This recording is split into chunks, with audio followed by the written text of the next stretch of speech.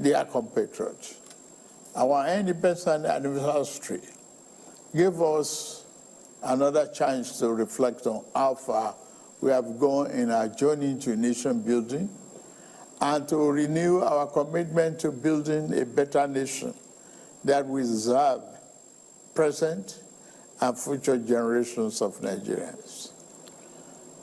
While we celebrate the progress we have made, as people in the last 64 years, we must also recognize some of our missed opportunities and mistakes of the past if we are to become one of the greatest nations on earth, as God has destined us to be. Our mistake must not be follow into the future. My administration took over leadership of our country 16 months ago at a critical juncture. The economy faced many headwinds and our physical security highly impaired.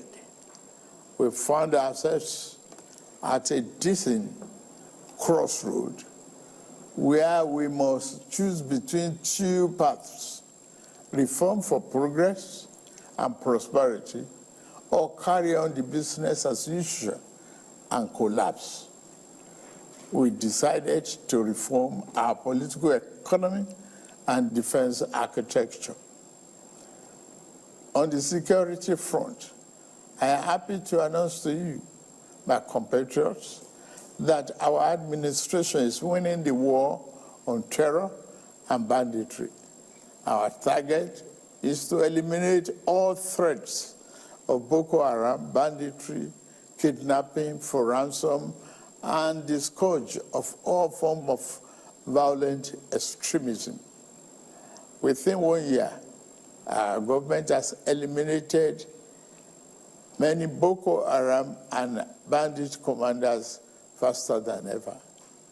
As of the last count, over 300 Boko Haram and bandit commanders have been eliminated by our gallant troops in the northeast, northwest, and some other part of the country. We have restored peace to hundreds of communities in the north, and thousands of our people have been able to return home. It is an unfinished business, I agree, which our security agencies are committed to ending as quickly as possible. As soon as we can restore peace to many communities in the troubled part of the north, our farmers can return to their farms. We expect to see a leap in food production and a downward spiral in food costs. I promise you, we shall not falter on this. Our government has been responding to the recent natural disasters, particularly the flooding in the part of the country. After Vice President Kashim Shettima visited Maiduguri, I also visited to assure our people that this federal government will always stand with our people in their times of trouble. At the last meeting of the Federal Executive Council, we approved a disaster relief fund to mobilize private and public sector funds to help us respond faster to emergencies. Our government has also ordered integrity tests of our dams in the country to avert future disasters. The economy is undergoing the necessary reforms and retooling to serve us better and more sustainably. If we do not correct the physical misalignment that led to the current economic downturn, our country will face an uncertain future and the peril of unimaginable consequences. Thanks to the reform, our country attracted foreign direct investment worth more than $30 billion in the last year. Fellow compatriots, our administration is committed to free enterprises, free entry and free exit in investment while maintaining the sanctity and efficacy of our regulatory processes. This principle guides the divestment transaction in our upstream sector, where we are committed to changing the fortune positively. As such, ExxonMobil surplus divestment will receive ministerial approval in a matter of days, having been concluded by the regulator, NUPRC, in line with the Petroleum Industry Act, PIA. This was done in the same manner as other qualified divestment approved in the sector. The move will create vibrancy and increase oil and gas production positively, impacting our economy. The more disciplined approach adopted by the central bank to monetary policy management has ensured stability and predictability in our foreign exchange market. We inherited a reserve of over 33 billion 16 months ago. Since then, we have paid back the inherited forex backlog of 7 billion. We have cleared the ways and means debt of over 30 trillion naira. We have reduced the debt service ratio from 97% to 68%. Despite all this, we have managed to keep our foreign reserve at 37 billion. We continue to meet all our obligations and pay our bills. We are moving ahead with our fiscal policy reforms. We stimulate our productive capacity and create more jobs and prosperity. The Federal Executive Council approved the Economic Stabilization Bill, which will now be transmitted to the National Assembly. This transformative bill will make our business environment more friendly, stimulate investment, and reduce the tax burden on businesses and workers once they are passed into law. As part of our efforts to re-engineer our political economy, we are resolute in our determination to implement the Supreme Court judgment on the financial autonomy of local governments. The central concern of our people today is the high cost of living, especially food costs. This concern is shared by many around the globe as prices and the cost of living continue to rise worldwide. My fellow Nigerians, please be assured that we are implementing many measures to reduce the cost of living at home. I commend the governors, particularly in Kebbi, Niger, Jigawa, Kwara, Nasarawa, and other Southwest governors that have embraced our agricultural production program. I urge other states to join the federal government in investing in mechanized farming. We are playing our part by supplying fertilizer and making tractors and other farm equipment available. Last week, the Federal Executive Council approved establishing a local assembly plant for 2,000 John Deere tractors, combine harvesters, disc riders, bottom plows, and other farm equipment. The plan has a completion time of 6 months.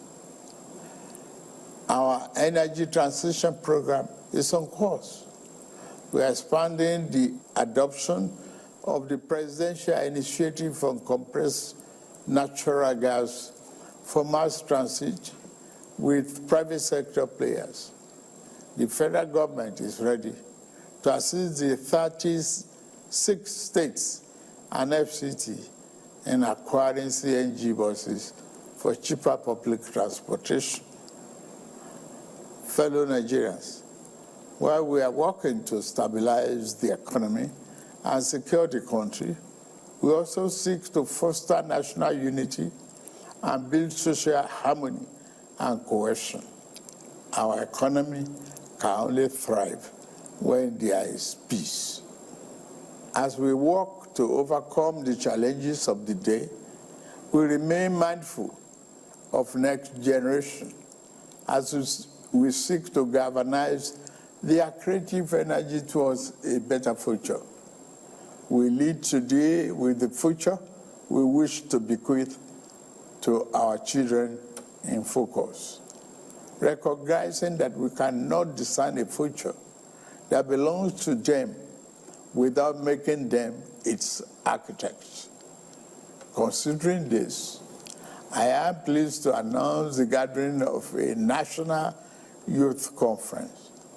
This conference will be a platform to address the diverse challenges and opportunities confronting our young people, who constitute more than 60% of our population. It will provoke meaningful dialogue and empower our young people to participate actively in nation building by ensuring that their voices are heard in shaping the policies that impact their lives. We are creating a pathway for a brighter tomorrow. The 30-day confab will unite young people nationwide to collaboratively develop solutions to issues such as education, employment, innovation, security, and social justice.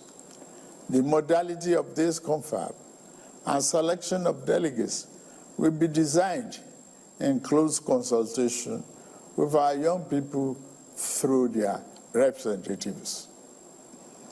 Through this confab, it will be our job as leaders to ensure that their aspirations are at the heart of the conference deliberations.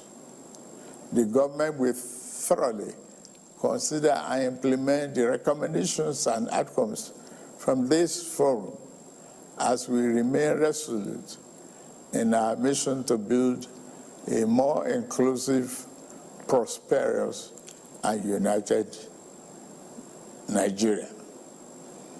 Our government is implementing several other youth-centric programs to give our young people an advantage in rapid changing world. We are implementing, among others, the 3 million technical program of the Ministry of Communications, Innovation and Digital Economy, aimed at building Nigeria's technical talent backbone. We have also enthusiastically implemented the Nigerian Education Loan Fund, NEL Fund, which provides cheap loans to our students to pursue their tertiary educational dream. In addition, later this month, we shall launch the Renewable Hope Labor Employment and Empowerment, the LEAP. It is conceived as a comprehensive suite of interventions and job creation by Federal Ministry of Labor and Employment that is aimed at facilitating the creation of 2.5 million jobs directly and indirectly on an annual incremental basis, while simultaneously ensuring the welfare and safety of workers across the country, as is the tradition. The government will soon announce all the beneficiaries of our national honors for 2024. The Senate President and the Chief Justice of the Federation have been conferred with the honor of the Grand Commander of the Order of the Niger, GCON. The Deputy Senate President and the Speaker of the House of Representatives have honor of Commander of the Order of the Federal Republic, CFR, while the Deputy Speaker of the House has been awarded Commander of the Order of Niger, CON. Fellow Nigerians, better days are ahead of us.